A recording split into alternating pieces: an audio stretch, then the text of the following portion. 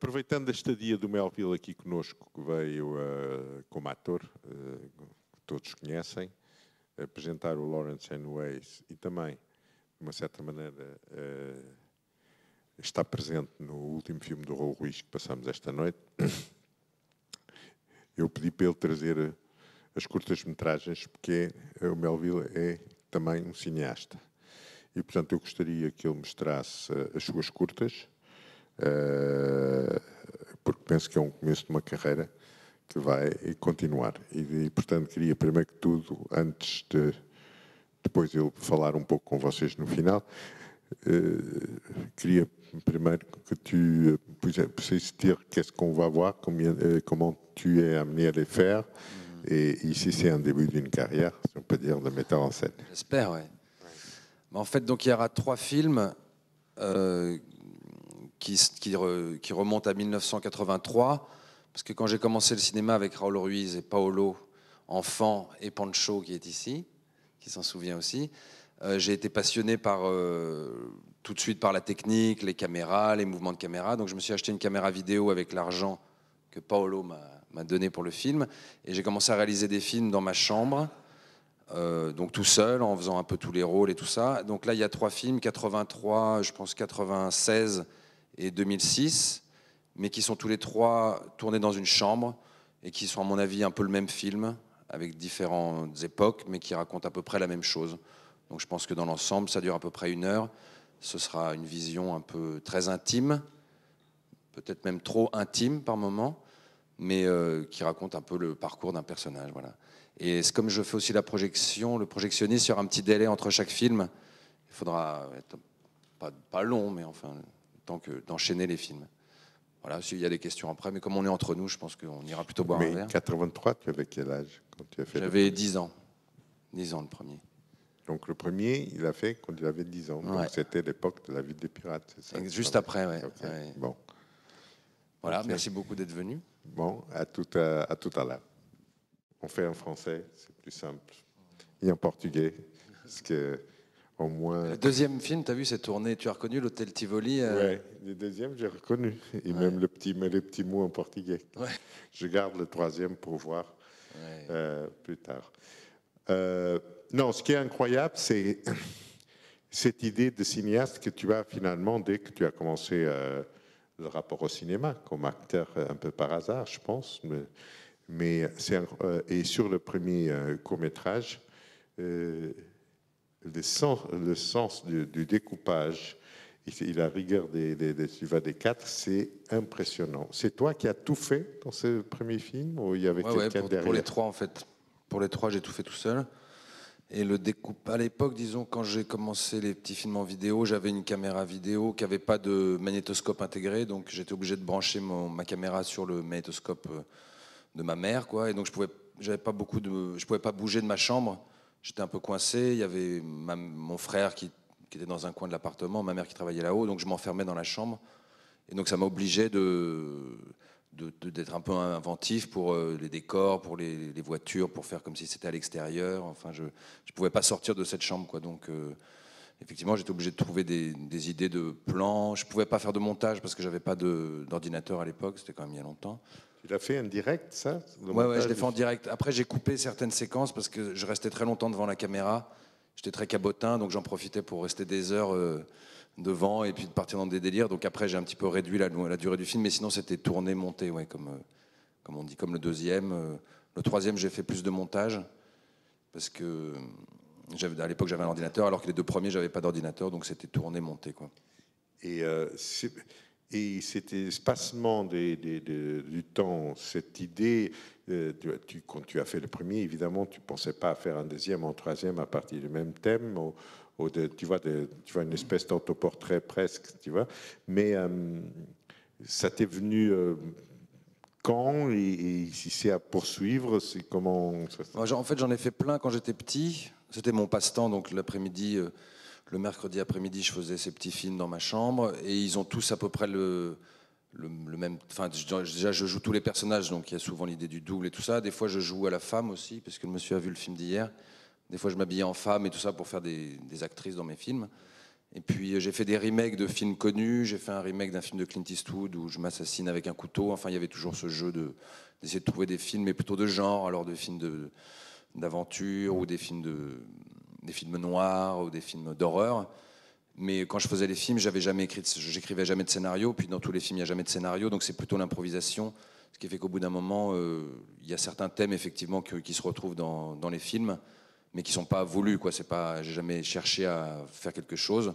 J'ai même jamais cherché à montrer ces films. Je les ai montrés petit à petit parce qu'on m'a demandé de les montrer en fait. Mais j'ai jamais eu de démarche professionnelle. C'est vraiment resté au stade amateur. Mais si les films, quand est-ce que tu décides que c'est le moment de tourner, tu vois? C'est un peu comme ça par hasard, 10 ans après, 13 ans après, ou c'est parce que Ça peut venir d'une idée. Par exemple, dans le dernier film, pour le dernier film, j'étais en train de tourner Le temps qui reste de François Ozon, et j'avais trouvé un os sur la plage, et j'avais sculpté une dent dans l'os. Je me suis dit, tiens, ce serait marrant de faire un film où je perds une dent et où j'aurais du sang. Donc pour le sang, j'ai acheté de la liqueur de cassis. Et bon, enfin, j'ai développé, à partir de cette idée-là, après j'ai fait un film autour. Un peu comme disait Raoul, c'est-à-dire qu'il y a certaines images que tu as envie de visualiser, enfin de réaliser. Et autour de cette image-là, petit à petit, tu construis un récit qui raconte plus ou moins quelque chose, quoi. Mais c'est souvent une image juste qui me donne envie de... Pareil, ce truc que je me mets dans le nez, j'aimais bien cette matière, et puis c'était plus pour... En fait, à la base, le deuxième, je l'avais fait parce que ma femme, à l'époque, mon ex-femme avait perdu sa mère, et elle était venue nous rejoindre sur le tournage de Raoul, et j'avais fait ce film-là pour lui remonter le moral, parce qu'elle était très triste à l'époque et tout ça. Et quand je lui ai montré le film pour la faire rire, elle a au contraire eu très peur, et elle m'a dit, mais c'est horrible ce que tu me montres, pourquoi tu me montres ça, c'est traumatisant. Donc tout ça pour dire que je ne sais pas exactement. Effectivement, il y a une espèce d'état second quand j'ai fait ces films-là, où c'était un petit peu inconscient tout ce qui se passait, quoi. et, euh, et ça, c'est quelque chose que, d'une certaine façon, je pense que tu vas poursuivre, indépendamment de l'œuvre que tu feras en tant que cinéaste, j'espère, non? Bah, j'en ai fait plein, j'en ai fait d'autres depuis, j'en ai fait même récemment, parce que c'est souvent quand je voyage à l'étranger, comme je me retrouve tout seul dans ma chambre, ça me rappelle ce que je faisais quand j'étais petit, le côté l'imagination qui se met en marche, et tout ça, tout seul dans une chambre. Donc j'en ai fait encore plein, mais je les montrerai jamais, ou peut-être une fois de temps en temps, comme tu m'as invité là pour les montrer. Mais sinon, en général, je les garde chez moi dans un tiroir, quoi. Donc j'ai pas le besoin de les montrer. Je les fais plus pour moi. Après, de temps en temps, ça m'amuse de les montrer. Et je suis toujours là quand je les montre. Par exemple, le dernier film, là, je suis toujours présent parce que c'est moi qui ai le DVD, donc je suis obligé un peu d'être là pour le présenter. Mais c'est pas, il n'y a pas de vocation plus commerciale ou de diffusion, quoi. Donc j'en ai plein. Oui, j'en ai fait plein d'autres. J'ai fait aussi le Nouveau Testament, où je faisais tous les rôles dans ma chambre aussi, avec le Jourdain, le baptême de Jésus, tout ça. Mais ça, on montrera peut-être l'année prochaine. Ouais. Bon, pour que ça s'élargisse un peu, il y a quelqu'un veut rentrer dans le dialogue, quelqu'un veut dire quelque chose. Ou, bon. Ouais, c'est vrai, ouais. C'est-à-dire que surtout dans le dernier, là, en fait, je voulais faire un film à grand spectacle. Et je voulais provoquer une espèce de, comme quand on regarde un film d'horreur et on sent que le monstre arrive et qu'on va être attaqué. Donc c'était un peu ça l'idée. En fait, le dernier, c'est celui que j'ai fait le plus sérieusement, si je puis dire, parce que j'avais envie de faire un film que je pourrais projeter en grand écran, sur grand écran, alors que ceux d'avant, je les avais toujours montrés en vidéo. Ils ont été passés dans une galerie en fait en 2003, une galerie Emmanuel Perrotin, qui est une galerie d'art contemporain, genre. Et donc ils étaient passés là sur une télé. J'étais allé avec Raoul d'ailleurs, Raoul Ruiz, il m'avait accompagné j'avais montré mes films. Donc à l'époque, ça a toujours été montré sur des télés. Et après ça, je me suis dit, tiens, maintenant j'aimerais bien faire un film pour des écrans plus grands, donc des écrans de cinéma. Et je me suis dit, tiens, quitte à mettre un truc sur un écran de cinéma, je vais mettre un truc qui soit un petit peu, qui provoque quelque chose, quoi. Pas une émotion, je dirais, mais enfin une sensation. Enfin, voilà, donc c'était plus ce jeu-là qui m'a amusé. Après, je suis pas, non, dans le dernier, je suis vraiment tout nu, mais sinon dans les autres, non, je me mets rarement tout nu. Non. Mais disons, comme c'est des films que je fais vraiment en huis clos, je vais jusqu'au bout du truc et je me laisse partir un peu dans des délires. Et une fois que c'est fini, je le monte. Et si je trouve que ça vaut le coup d'être montré, je le montre quand on me demande. Mais je veux dire, il n'y a pas de. À la base, j'en ai fait certains que j'ai jamais montés. J'ai fait un film parce que je suis parti en Sibérie, j'ai beaucoup voyagé en Russie, donc j'ai fait un film qui dure je sais pas, j'ai 40 heures de rush. J'ai commencé à le monter, puis j'ai arrêté parce que je n'avais pas le temps, enfin je veux dire.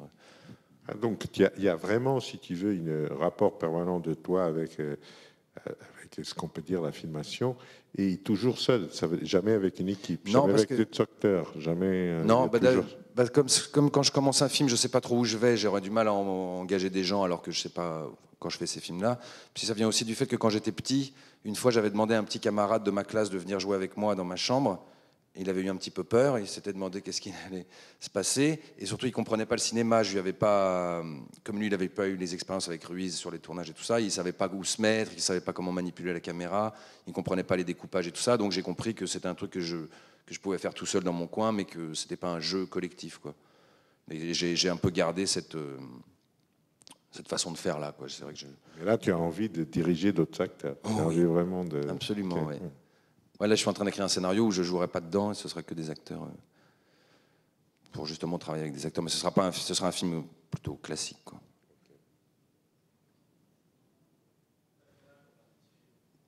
Ben, donc 84, j'avais 10 ans. 10 ans. Tu n'as pas vu le premier DVD, tu es arrivé, c'est incroyable. C'est un DVD qu'il a fait, c'est une vidéo qu'il a fait, il avait 10 ans, c'est surprenant.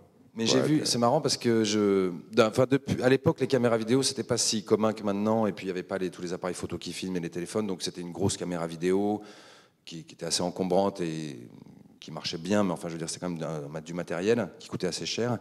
Et depuis, j'ai vu plein de mots, mais plein de films faits par des enfants, parce que c'est tellement pratique de prendre même les iPads, donc les enfants s'amusent à faire beaucoup plus de films qu'à l'époque. Et je connais même les enfants d'Amalric, ils ont fait un remake de mon film que j'ai montré là. oui, Ils mais ont la fait un plupart des enfants, ils font des images. Là, non. Là, il y a vraiment une idée de cinéma déjà au départ. Tu vois, c'est très différent de ce que tu vois. Donc, évidemment, tout le monde, tu vois, s'il y a un petit, c'est comme un jouet. Or là, on sentait qu'il y avait déjà pour toi, il y avait déjà quelque chose derrière. Tu vois, c'est ouais. pas du tout, c'est très différent de ce que normalement les enfants font à cet âge-là. Mais c'est parce que j'avais tellement aimé tourner avec Raoul et pas seulement d'être acteur, mais aussi de regarder comment il faisait les plans, surtout avec Raoul et les travelling. Ça m'amusait de pousser le travelling à l'époque, de faire des effets spéciaux, le faux sang. Il y avait beaucoup de sang sur les films de Raoul à l'époque, donc c'était plus le côté technique de la fabrication. C'était plus comme un puzzle ou un jeu de construction que de jouer des personnages. C'était vraiment l'idée de construire quelque chose, quoi.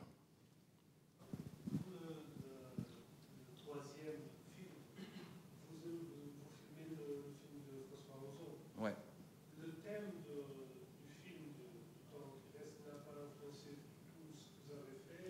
Si, quand même, en fait, à la fin du temps qui reste, on est parti pour tourner la fin du film en Bretagne sur une plage. Je ne sais pas si les gens ont vu le film ici, mais enfin, c'est l'histoire d'un personnage qui est atteint d'un cancer et qui meurt. Donc le film, pendant 1 heure et demie, on me voit en train de mourir et de maigrir et tout ça. Donc j'avais beaucoup maigri pour le film. Et quand on est arrivé pour tourner la fin du film en Bretagne, il n'y avait pas de soleil. Et Ozon voulait absolument que la fin se termine avec une belle image ensoleillée de quelqu'un qui meurt sur la plage, si c'est possible, une chose pareille. Et on a attendu pendant 1 semaine que le soleil revienne. Et pendant cette semaine, moi, j'étais en train de maigrir et je perdais de plus en plus de poids. Et c'est vrai que je me suis dit, tiens, je vais pas, au lieu de tourner en rond dans ma chambre, j'avais super faim, puis j'avais envie de boire de l'alcool. Je pouvais plus boire de l'alcool à l'époque, parce que ça fait grossir. Donc je m'étais dit, bah, je vais essayer de faire un petit film pour remplir mon temps, quoi. Et le point de départ, c'est aussi parce que c'est vrai que j'avais quand même beaucoup perdu de poids.